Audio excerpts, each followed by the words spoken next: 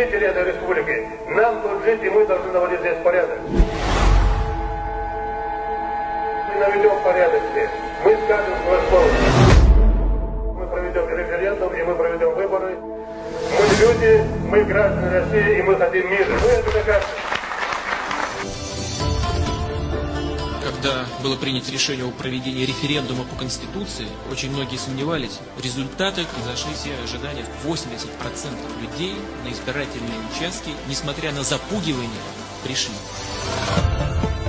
23 марта останется в истории чеченского народа. Это день принятия Конституции. Я поздравляю от всей души жителей нашей республики. Мой отец жизнь отдал за эту свободу. Поэтому, что я чувствую и какие у меня ощущения, это словами не передать. Только вперед, Аллаху Акбар.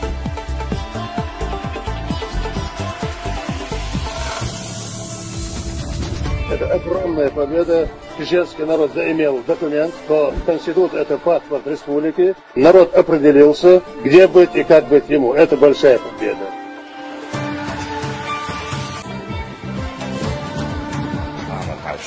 Deel dinsi az obogol payamar sunsi deel salamat Gustavo Scholje تسمعني ضحكتي ويقول أعمل عايش نيس نقل خالق خلق أن يقدر بعندوش خلق ويتقلاتر بعندوش ويتنطولن ده